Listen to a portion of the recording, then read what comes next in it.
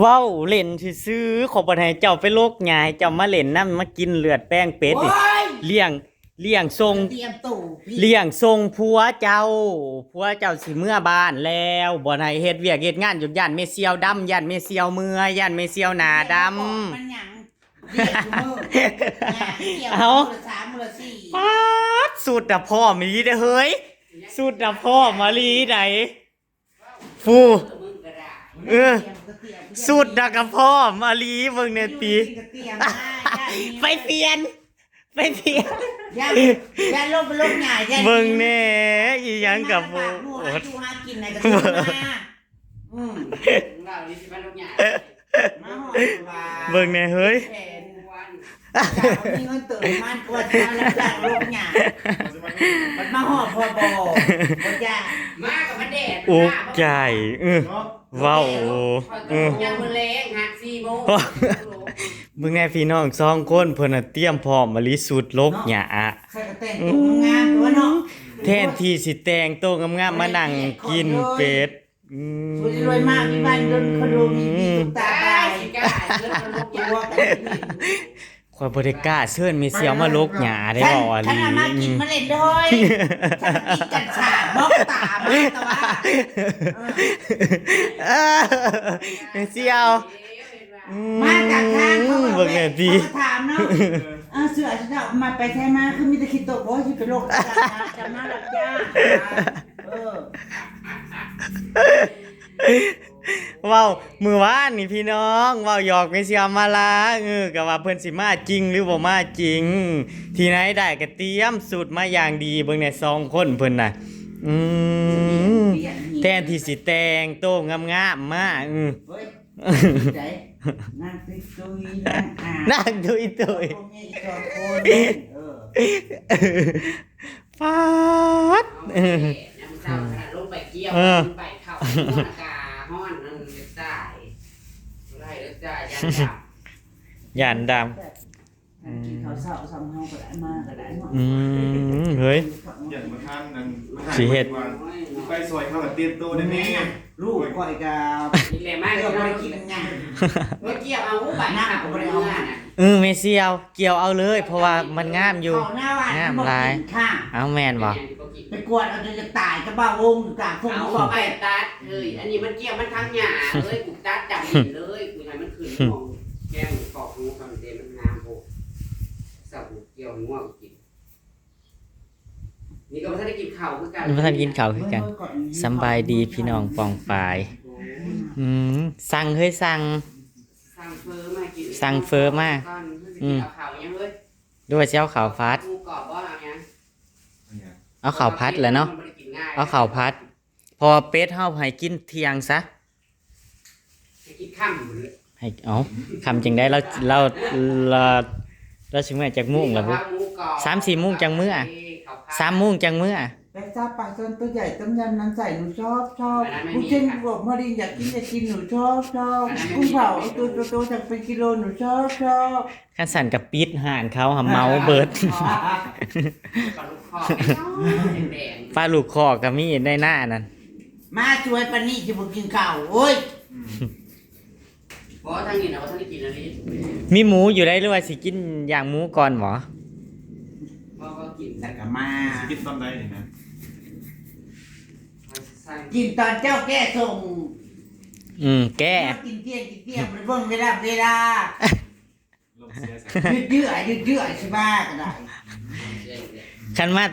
คันมาไว้กว่านี้ก็ได้กินแล้วเด้กันพิษกันแล้วนั่นเด้ไปช่วยเขาลูกใหญ่ยังตายช่วยก็ยืดใหญ่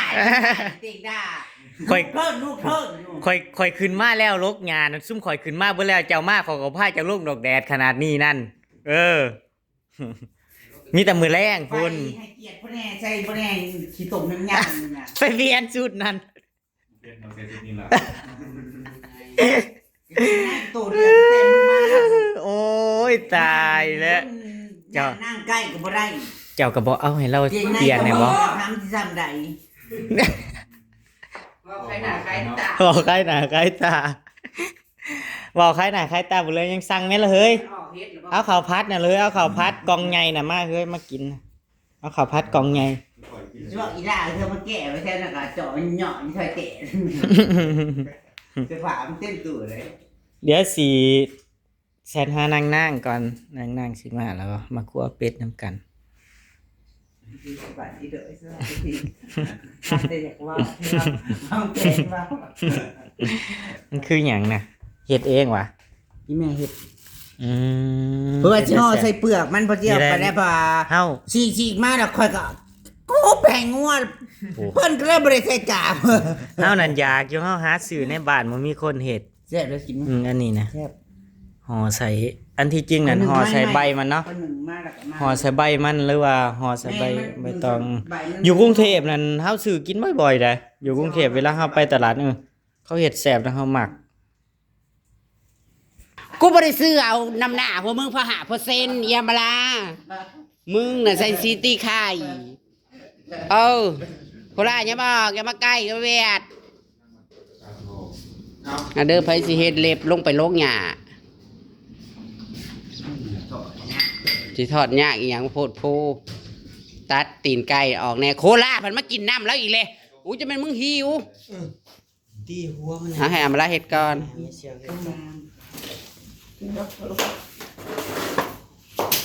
เสริมงามแล้วก็จังไปโลกหญ้าก็คันอยากโลกก็สิพาโลกจนมืดถูก ลงทุนเลย บ่ได้ฟ้าวแต่บ้า เสริมในจักบาทแล้วให้แล้วหน้าเลยพี่น้องเอ้ยเพื่อเกี่ยงมันกว้างสวยมันงามป้า มาเฮาก็ย่านดำยังมื้อนี่ มาตอนดำหน้านั่นนะใส่นั่นเสื้อเหลืองกับสินกับป่าอันเก่าพุ่นน่ะเธอได้ตีนไก่ก็เอาสวยๆเด้อ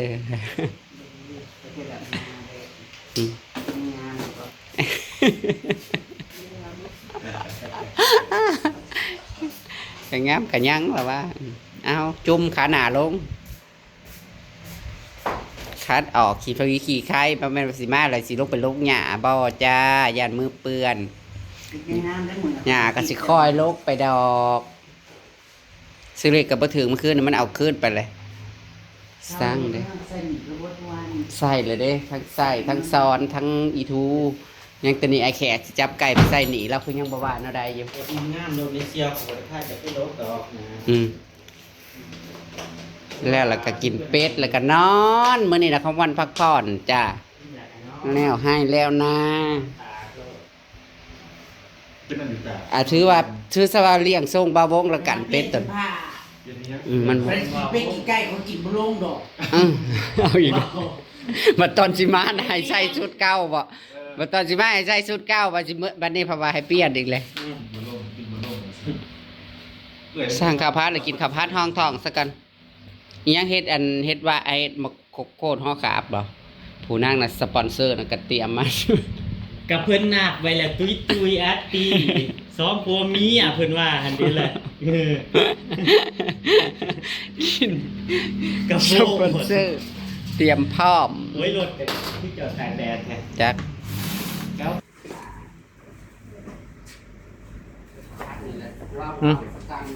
เจ้าจงเอาจานน่ะมาเป็ดน่ะไว้กินรอบบ่ายแล้วมาพวกมาเป็ดก็บ่ให้คั่วดอกให้นั่งกินแบบงามๆแล้วจงเอาจานมาดิก็เลยบ่ได้กินซ้ำ กินข้าวผัดกะเพรากับข้าวเหนียว เป็น เนี่ย ตาอี อ๋อ หมู่ของ เป็นตาอีตน ตั้งจ่อยไว้ที่ อืม เนี่ย สิมาลกหยาจังใดสถามาแต่เช้าสิได้ลกแต่นี่มาสู้ไหวเลยจนแดดออกว่าสั่น บอกว่าอายุแดดกระสุนบ่ ขอลบแล้วยังมาแล้วขอลบ โลกกับโลกยังมือแรงแต่ว่าแดดนอนไปสิไปโลกแดดสิผู้ได้เหย้าแดดตายมันบ่ได้หลายดอกมันมีแต่แบบเป็นจุด จะลบเอาใส่มือเลยหน่อย ๆอืม แรงๆหน่อยก็ลบไปลบ กินไหมล่ะบ่าวงซุมเอาหาว่าบ่ทันกินข้าวมา ได้บอกว่าดี เอา เอามาล่าว่าคนจะรู้ว่า ให้เราเฮ็ดเล็บก่อน แม่บ่เชื่อพอต้องบ่ซื้อ กินแหน่ซีมแหน่จักหน่อยกว่าสิได้กินเป็ดไปเออบริยามีแน่ นี่ พี่น้อง ความเตรียมโตวมานั่นสองคนเพิ่นน่ะความเตรียมโตวมานั่นจนจนเขาถามว่าซุมเจ้าสิไปไสไปทำหน้ารับจ้างบ่ มาน้ำน้อยชนีแซงนี่ กะโพโอด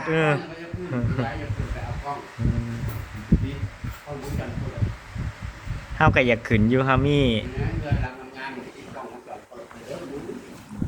จับ โอ้ย ติดจับมาเว้ย จับโจรจับขโมยดอก จับมา ทำในเรียบร้อย มองเลยก็ยังผ่านรถกลับเลย เขาจะมีมั้ยรู้สึกไปเอาก็ช่วยมวยทองเมียดู รอซุมนางมากพี่น้อง จะบอกไปด้วยว่าเมื่อกี้ รออีหนาข้าวมาคั่วเป็ดกับแม่นางตุยตุย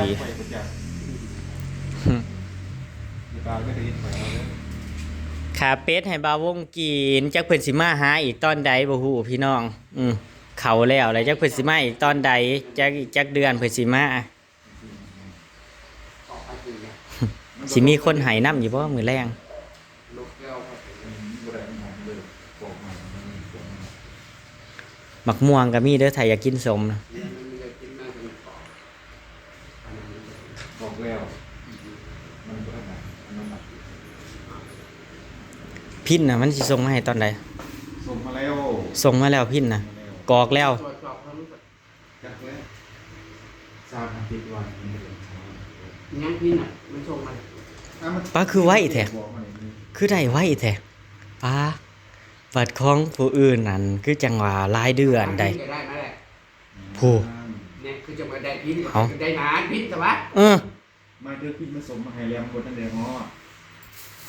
อีเมลมันมา อ๋อมันแจ้งแต่ Gmail มา เขากรอกปุ๊บอีเมลมันก็แจ้งปั๊บหมดแล้ว แต่ว่ามันบ่ทันได้มาฮอด กระตกใจเวิร์ดคิดว่าได้อีเลย มาฮอดใช้บุ มันได้ก็ได้ เอาไปได้พินนะเขาบอกกรอบว่ะ ถ้าได้พินกับกอกใส่กับอีนั่นเลยเด้ เดี๋ยวเราเพิ่นดีใจได้อีเมล อ๋อเขามันแจ้ง Gmail มาให้ก่อน แต่ว่าพินมันบ่ทันได้แจ้งทันได้ส่งมา พยายาม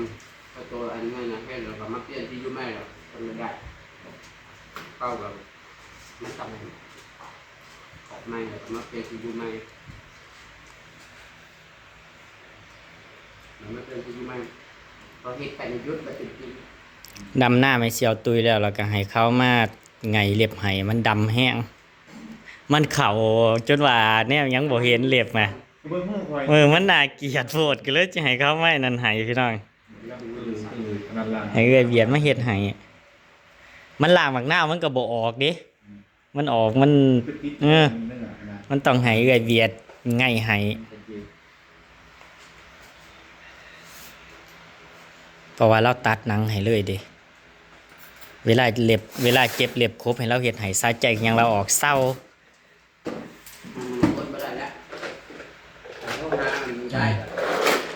บ้านเจ็บเด็กนะย่างไปให้เจ็บเด็กครบ ใส่ ที่แบบนู้น ตอนแรกเว้าไว้ว่าถ้าชุมเพิ่นบ่มานั่นชุมเฮาสิไปขุดจิโปมสิไปชวนนางตุยขุดจิโปมตัวใหญ่เลยได้ไม่เซียวจิโปมมันตัวใหญ่แล้ว มันมั่นอีกลุงขุดใส่ตู้ไว้